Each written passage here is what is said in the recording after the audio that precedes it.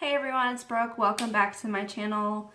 Today I'm going to do a video that is again me conflicted about a book that everyone seems to love. That book being, as the title spoiled already, Red Sister by Mark Lawrence. So this is just so much praise, and if you want to go hear more praise, it's not that I'm not going to have things I like about this, but if that's all you want to hear is just how much someone else loves this book, I would find another video. Yeah, so Red Sister. This is the first book in sort of, I guess, a darkish epic fantasy about assassin nuns, which were, those words were a thing I needed. I think most people sort of feel that way that are excited about this book. Assassin nuns. I mean, how can you not want to read that? I've never read Mark Lawrence. I have no desire to read any of the stuff that came before. Yeah, but I don't know if I liked this, and I had definite real problems with several things. So basically, this started out lovely. For the first 250 pages, there's about 500 pages in this book. So for the first half, I was in love, and I was like, okay, this is actually living up to the hype.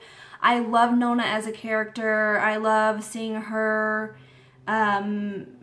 get rescued from this prison and go to this convent where she's learning how to be a nun, but also how to be an assassin, and sort of all these abilities she may or may not have, and how the girls interact, and their dialogue is really great. And there's some like subverting of tropes that's fascinating and wonderful, like the chosen one trope, or like the fact that Arabella, you think she's going to be this kind of pampered princess mean girl, and she's not. These things were great, and I was having a blast reading it. It just flew through it in like 2 days, those first 250 pages. And then the last 250 pages, barring like the last chapter, which is about 50 pages, it's the longest chapter in the book by far, it all collapsed. Like it was just built in a house of cards, and it came tumbling down, and it took me 2 weeks to finish that like back middle 250 pages.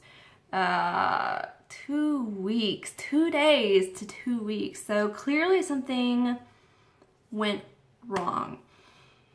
I have thought a lot about what it was. I think it is a combination of several things. First off, the book is structured sort of in her first grade level. First level, and then she levels up to like a different class. She kind of graduates to be in the next class. So that first class is so fast-paced and interesting because I'm still learning. So everything feels new. And then when it transitions to the next class, it felt a lot like the same old shtick over again. And we spend a lot of class time with them and with the girls, and it gets repetitive, boring, and not a lot is happening. At least not a lot of new things are happening. Not a ton of new character development in like the next section, and so it just slowed to a crawl. And I think Mark Lawrence he recognized this was happening, because he kept throwing in like events where they'd have to leave the convent to do something, and it would be a chapter or so, and it would kind of liven it up for a bit and then go back to the same old. And I felt like those things didn't really have a place so much as just to kind of liven the action up.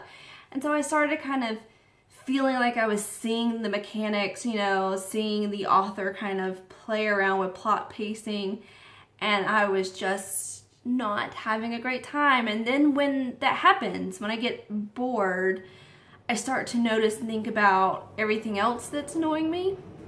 And these are all things that existed in the first half of the book that I completely just breezed over because I was having a good time. But then I noticed them in the back half when I wasn't having such a good time. So basically, I don't think the world building is very good in this. It's very complicated. All these different, like what kind of blood you have, if you're Quantal or Marjol, or those even the real Hunska. I knew what Hunska was. I don't remember the name for like the giant blood one, but like Quantal and Marjol, I still can't keep the differences straight. The older, the like sister nuns, the actual nuns, like I had a hard time differentiating between most of them. Like I knew Apple, I knew the Abbess Glass, I knew her, Pan, I knew, but like so many others, they're just all kind of lumped together, and when their names would come up, I'd be like, I don't know which one you are, or like what your rank is. I don't even know that I understand the ranking within the convent and the kind of the structure of the different nuns and their levels.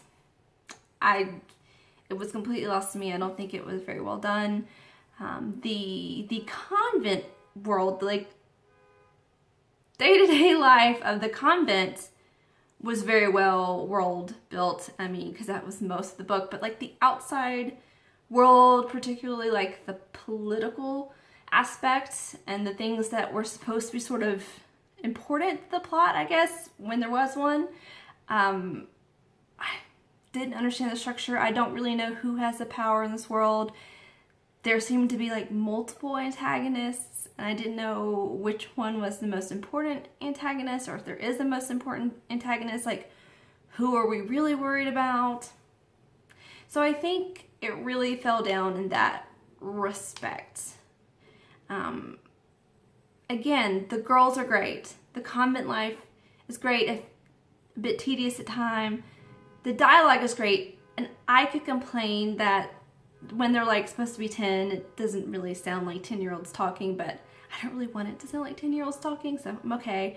I didn't think the book was too dark. I didn't think there was too much gratuitous violence. I'm so sorry for the car alarm. There was one scene with the mule I think was not necessary. I get why he did it, to set up a character so that we would fear the character when they came in later, but it was so bad. But yeah, the back half. Car alarm's just gonna keep on going. I don't even know if you can hear it. There, it's gone. Yeah, so I don't know. And then, again, when things slow down for me, and I get bored, planes too. I start noticing the mechanics of the writing, you guys, and I'm gonna read you a sentence. This is me up on a high horse. Just go with me. I memorized the page number, I think. That's how angry it made me. I remembered the pages on. I'm gonna read you the sentence. Okay. Zol gave them both a look that managed to be both calm and threatening at the same time, then turned and went back to her bed. I could red pen the shit out of that sentence. That is a terrible sentence. Here's what it should say. Zol gave them a look, not them both. You don't need to say them both. Them both is redundant, especially when you're about to use the word both again a few words later. So you should say, Zol gave them a look that managed to be both calm and threatening. Skip at the same time. Both calm and threatening at the same time. Both calm and threatening already implies at the same time. Strike it. The sentence in full should read, Zol gave them a look that managed to be both calm and threatening, then turned and went back to her bed. Nothing is lost from the meaning of that sentence with all of those words gone. It is a better sentence. Literally 2 sentences later, there is a comma splice. Several other sentences later, the sentence needs a comma. That both at the same time thing happens again. And that's just when I started noticing things. And so the writing needed a lot of copy editing, like very basic copy editing. And then there's a point where he uses a colon in the middle of a paragraph completely correctly. And I was just like, okay. So